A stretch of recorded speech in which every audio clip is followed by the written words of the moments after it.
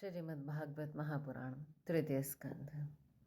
धूम मार्ग और अर्चिरादि मार्ग से जाने वालों की गति का और भक्ति योग की उत्कृष्टता का वर्णन। देवहूति को तत्व ज्ञान एवं मोक्ष पद की प्राप्ति।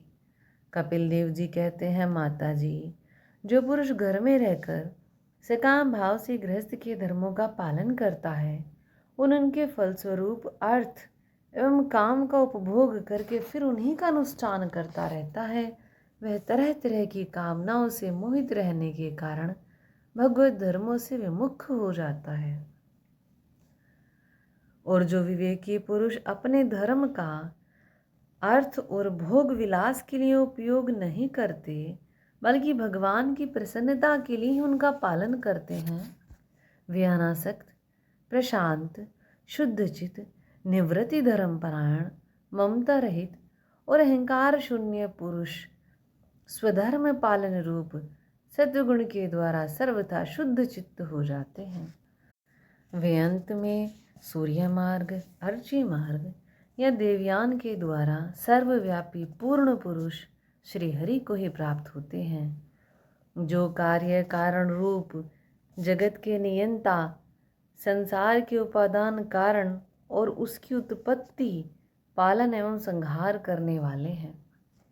जो लोग परमात्मा दृष्टि से हिरण्यगर्भ की उपासना करते हैं, वे दो परार्ध में होने वाले ब्रह्मा जी के प्रलय पर्यंत उनके सत्य लोक में ही रहते हैं। जिस समय देवता आदि से श्रेष्ठ ब्रह्मा जी अपने द्विपरार्ध काल के अधिकार को भोग कर पृथ्वी, जल, अग्नि, वायु, आकाश, मन, इंद्रिय और उनके विषय, शब्द आदि और अहंकार आदि के सहित संपूर्ण विश्व का संहार करने की इच्छा से त्रिगुणात्मिका प्रकृति के साथ एक रूप होकर निर्विशेष परमात्मा में लीन हो जाते हैं, उस समय प्राण और मन को जीते हुए वे विरक्त योगी गण भी देह त्याग कर उन भगवान ब्रह्मा जी में ही प्रवेश करते हैं और फिर उन्हीं के साथ परमानंद स्वरूप पुराण पुरुष परम ब्रह्म में लीन हो जाते हैं। इससे पहले वे भगवान में लीन नहीं हुए, क्योंकि अब तक उनमें अहंकार शेष था। इसीलिए माता जी, अब तुम भी अत्यंत भक्ति भाव से उन श्री हरि की ही चरण शरण में जाओ। समस्त प्राणियों का हृदय कमल ही उनका मंदिर है और तुमने भी मुझ से उनका प्रभाव सुन ही लिया है।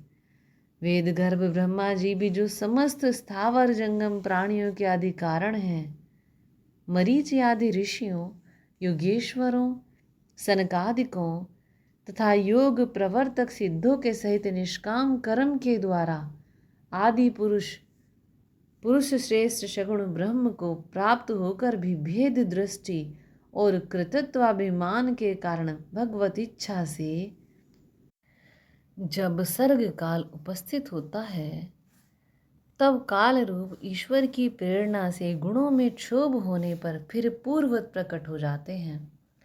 इसी प्रकार पूर्वोक्त ऋषिगण भी अपने अपने कर्मानुसार ब्रह्मलोक के ऐश्वर्यों को भोग कर भगवत इच्छा से गुणों में क्षोभ होने पर पुनः इस लोक में आ जाते हैं। जिनका चित्त इस लोक में आसक्त है और जो कर्मों में श्रद्धा रखते हैं, वे वेद में कहे हुए काम में और नित्य कर्मों का सांगोपांग अनुष्ठान करने में ही लगे रहते हैं। उनकी बुद्धि रजोगुण की अधिकता के कारण कुंठित रहती है, हृदय में कामनाओं का जाल फैला रहता है और इंद्रियां उनके वश में नहीं होती। बस अपने घरों में ही आसक्त होकर वे नित्य प्रति पितरों की पूजा में लगे रहते हैं। ये लोग अर्थ, धर्म और काम के ही परायण होते हैं। इसीलिए जिनके महान पराक्रम अत्यंत कीर्तनीय हैं, उन भवभयहारी श्री मधुसूदन भगवान की कथा वार्ताओं से तो ये विमुख ही रहते हैं। हाय, विष्टा भोजी, कुकर, शुकर आदि जीवों के विष्टा चाहने के समान जो मनुष्य भगवत कथा अमृत को छोड़कर निंदित विषय वार्ताओं को सुनते हैं, वे तो अवश्य ही विधाता के मारे हुए हैं। उनका बड़ा ही मंद भाग्य है। गर्भधान से लेकर अंत्येष्टि तक सब संस्कारों को विधि पूर्वक करने वाले ये सकाम कर्मी सूर्य से दक्षिण ओर के पितरायन या धूम मार्ग से पितृश्वर आर्यमा के लोक में जाते हैं और फिर अपनी ही संतति के वंश में उत्पन्न होते हैं।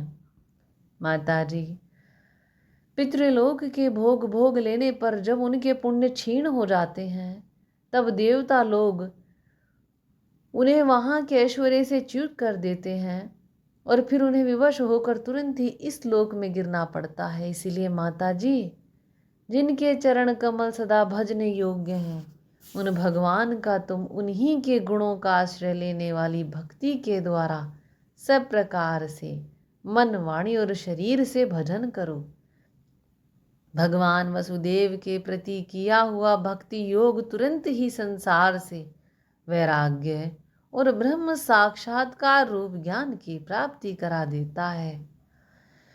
वस्तुतः सभी विषय भगवत रूप होने के कारण समान हैं।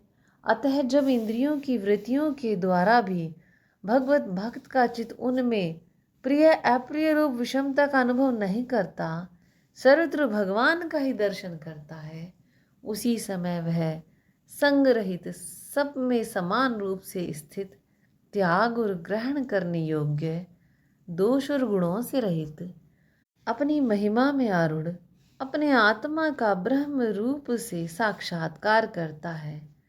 वही ज्ञान स्वरूप है, वही परम ब्रह्म है, वही परमात्मा है, वही ईश्वर है, वही पुरुष है, वही एक स्वयं जीव, शरीर, विषय, इंद्रियों आदि अनेक रूपों में प्रतीत होता है।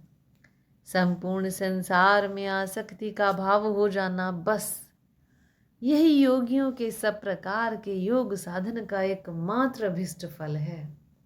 ब्रह्म एक है, ज्ञान स्वरूप और निर्गुण है, तो भी वह बाह्य वृत्तियों वाली इंद्रियों के द्वारा भ्रांति व शब्दादि धर्मों वाले विभिन्न पदार्थों के रूप में भास रहा है।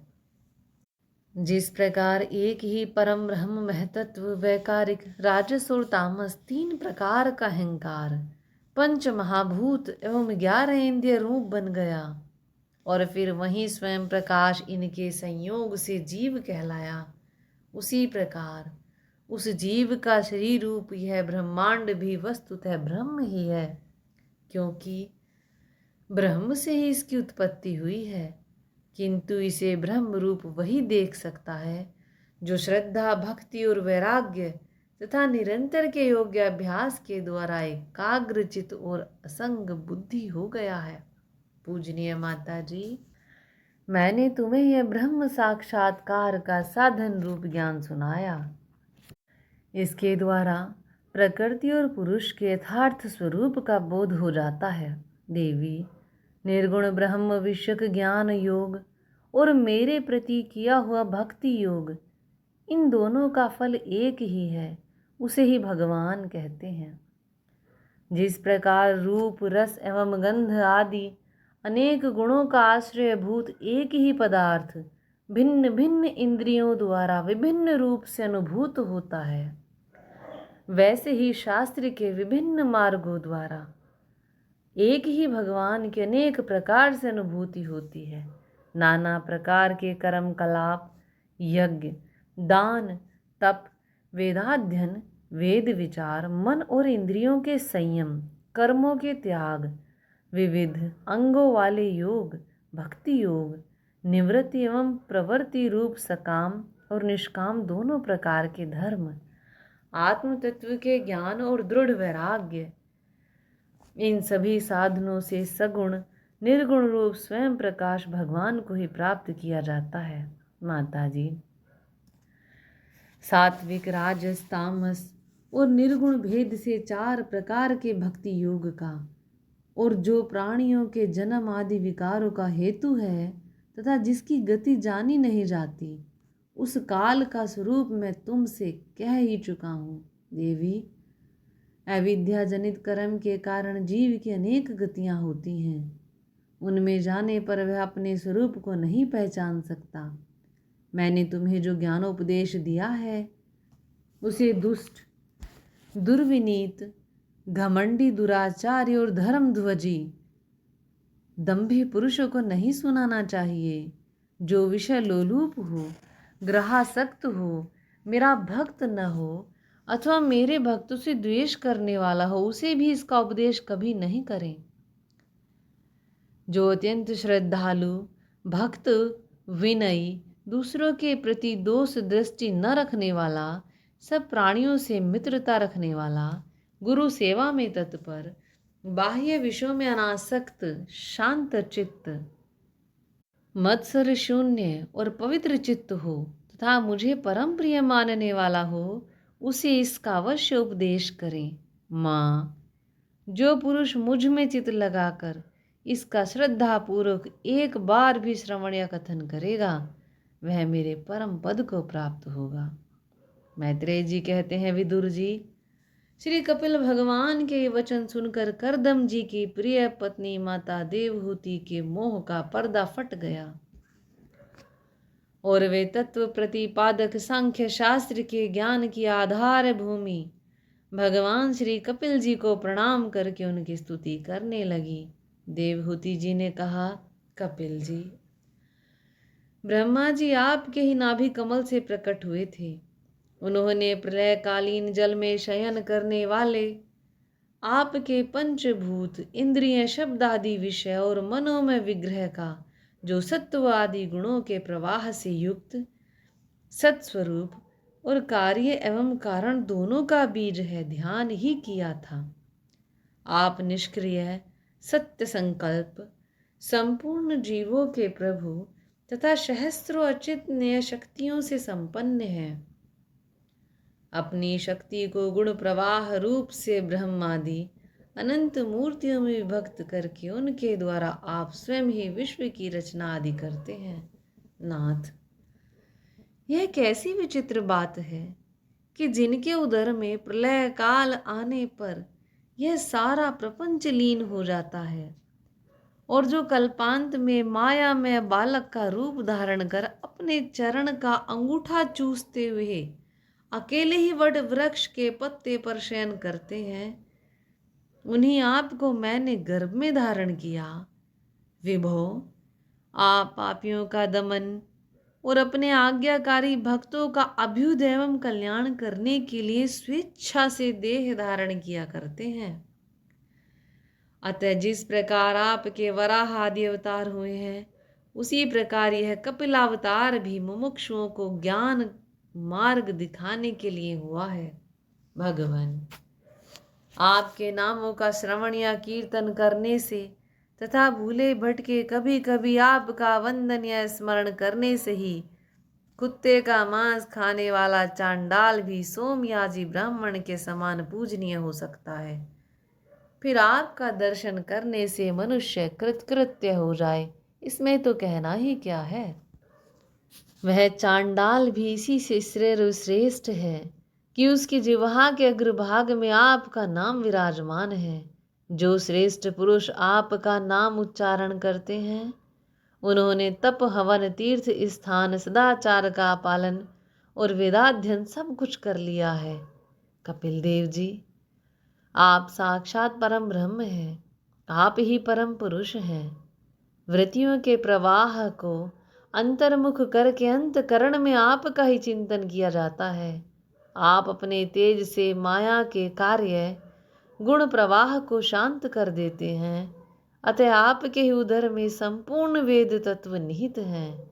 ऐसे साक्षात विष्णु स्वरूप आपको मैं प्रणाम करती हूँ। मैत्रेय जी कहते हैं, माता की इस प्रकार स्तुति करने पर मातृवत्सल परम पुरुष भगवान कपिल देव जी ने उनसे गंभीर वाणी में कहा। कपिल देव जी ने कहा, माता जी, मैंने तुम्हें जो वह सुगम मार्ग बताया है, इसका अवलंबन करने से तुम शीघ्र ही परम पद प्राप्त कर लोगी। तुम मेरे इस मत में विश्वास करो। ब्रह्मवादी लोगों ने इसका सेवन किया है। इसके द्वारा तुम मेरे जन्म मरण रहित स्वरूप को प्राप्त कर लोगी। जो लोग मेरे इस मत को नहीं जानते, वे जन्म मृत्यु के चक्कर में पड़ते हैं। मैत्रेय जी कहते हैं, इस प्रकार अपने श्रेष्ठ आत्मज्ञान का उपदेश कर श्री कपिल देव जी अपनी ब्रह्मवादिनी जननी की अनुमति लेकर वहां से चले गए। तब देवहूति जी अपन भी सरस्वती के मुकुट सदृश अपने आश्रम में अपने पुत्र के उपदेश किए हुए योग साधन के द्वारा योगाभ्यास करती हुई समाधि में स्थित हो गईं। त्रैकाल स्नान करने से उनकी घुंघराली अलके भूरी भूरी जटाओं में परिणत हो गईं तथा चीर वस्त्रों से ढका हुआ शरीर उग्र तपस्या के कारण दुर्बल हो गया। उन्होंने प्रजापति करदम के तप और योग बल से प्राप्त अनुपम गृहस्थ सुख को, जिसके लिए देवता भी तरसते थे, त्याग दिया, जिसमें दुग्ध फैन के समान स्वच्छ और सुकोमल शैया से युक्त हाथी दांत के पलंग, स्वर्ण के पात्र, सोने के सिंहासन और उन पर कोमल कोमल गद्दे बिछे हुए थे तथा जिसकी स्वच्छ स्फटिक मणि और महामरकत मणि की भीतों में रत्नों की बनी हुई रमणी मूर्तियों के सहित मणिमय दीपक जगमगा रहे थे, जो फूलों से लदे हुए अनेकों दिव्य वृक्षों से सुशोभित था, जिसमें अनेक प्रकार के पक्षियों का कलरव और मतवाले भोरों का गुंजार हो रहता था, जहाँ की कमलगंध से सुवासित बावलियों में करदम जी के साथ उनका लाड़ प्यार पाकर क्रीड़ा के लिए प्रवेश करने पर उसका गंधर्वगण गुणगान किया करते थे और जिसे पाने के लिए इंद्राणियां भी लालायित रहती थीं, उस गृहोद्यान की भी ममता उन्होंने त्याग दी, किंतु पुत्र वियोग से व्याकुल होने के कारण अवश्य उनका मुख कुछ उदास हो गया। पति के वनगमन के अनंतर पुत्र का भी वियोग हो जाने से वे आत्मज्ञान संपन्न होकर भी ऐसी व्याकुल हो गईं जैसे बछड़े के बिछुड़ जाने से उसे प्यार करने वाली गाय। वत्स विदुर, अपने पुत्र कपिल देव रूप भगवान हरि का ही चिंतन करते करते वे कुछ ही दिनों में ऐसे ऐश्वर्य संपन्न घर से भी उपरत हो गईं। फिर वे कपिल देव जी ने भगवान के जिस ध्यान करने योग्य प्रसन्न वदनारविंद युक्त स्वरूप का वर्णन किया था, उसके एक एक अवयव का तथा उस समग्र रूप का भी चिंतन करती हुई ध्यान में तत्पर हो गईं। भगवत भक्ति के प्रवाह, प्रबल वैराग्य और यथोचित कर्मानुष्ठान से उत्पन्न हुए ब्रह्म साक्षात्कार कराने वाले ज्ञान द्वारा चित्त शुद्ध हो जाने पर वे उस सर्वव्यापक आत्मा के ध्यान में मग्न हो गईं, जो अपने स्वरूप के प्रकाश से माया जनित आवरण को दूर कर देता है। इस प्रकार जीव के अधिष्ठान भूत परम ब्रह्म श्री भगवान में ही बुद्धि की स्थिति हो जाने से उनका जीव भाव निवृत्त हो गया और वे समस्त क्लेशों से मुक्त होकर परमानंद में निमग्न हो गईं। अब निरंतर समाधिस्थ रहने के कारण उनकी विषयों के सत्यत्व की भ्रांति मिट गई और उन्हें अपने शरीर की भी सुधि न रही। जैसे जागे हुए पुरुष को अपने स्वप्न में देखे हुए शरीर की नहीं रहती, उनके शरीर का पोषण भी दूसरों के द्वारा ही होता था, किंतु किसी प्रकार का मानसिक क्लेश न होने के कारण वह दुर्बल नहीं हुआ। उसका तेज और भी निखर गया और वह मैल के कारण धूमयुक्त अग्नि के समान सुशोभित होने लगा। उनके बाल बिखर गए थे और वस्त्र भी गिर गया था, तथापि निरंतर श्री भगवान में ही चित्त लगा रहने के कारण उन्होंने अपने तप योग में शरीर की भी कुछ सुधि नहीं थी, केवल प्रारब्ध ही उसकी रक्षा कर रहा था। विदुर जी, इस प्रकार देवहूति जी ने कपिल देव जी के बताए हुए मार्ग द्वारा थोड़े ही समय में नित्य मुक्त परमात्म स्वरूप श्री भगवान को प्राप्त कर लिया। वीरवर, जिस स्थान पर उन्हें सिद्धि प्राप्त हुई थी वह परम पवित्र क्षेत्र त्रिलोकी में सिद्ध पद नाम से विख्यात हुआ। साधु स्वभाव विदुर जी, योग साधन के द्वारा उनके शरीर के सारे दैहिक मल दूर हो गए थे। वह एक नदी के रूप में परिणत हो गया, जो सिद्ध गण से सेवित और सब प्रकार की सिद्धि देने वाली है। महायोगी भगवान कपिल जी भी माता की आज्ञा ले पिता के आश्रम से ईशान कोण की ओर चले गए। वहाँ स्वयं समुद्र ने उनका पूजन करके उन्हें स्थान दिया। वे तीनों लोकों को शांति प्रदान करने के लिए योग मार्ग का अवलंबन कर समाधि में स्थित हो गए। सिद्ध चारण गंधर्व मुनि और अप्सरागण उनकी स्तुति करते हैं तथा सांख्याचार्य गण भी उनका सब प्रकार स्तवन करते रहते हैं। निष्पाप विदुर जी, तुम्हारे पूछने से मैंने तुम्हें यह भगवान कपिल और देवहूति का परम पवित्र संवाद सुनाया। यह कपिल देव जी का मत अध्यात्म योग का गूढ़ रहस्य है। जो पुरुष इसका श्रवण या वर्णन करता है वह भगवान गरुड़ ध्वज की भक्ति से युक्त होकर शीघ्र ही श्री हरि के चरणारविंदों को प्राप्त करता है। तीसरा स्कंद समाप्त। वे श्रीमद् भागवत महापुराण की जय। श्री कृष्ण भगवान की जय। श्रीमन राधे राधे।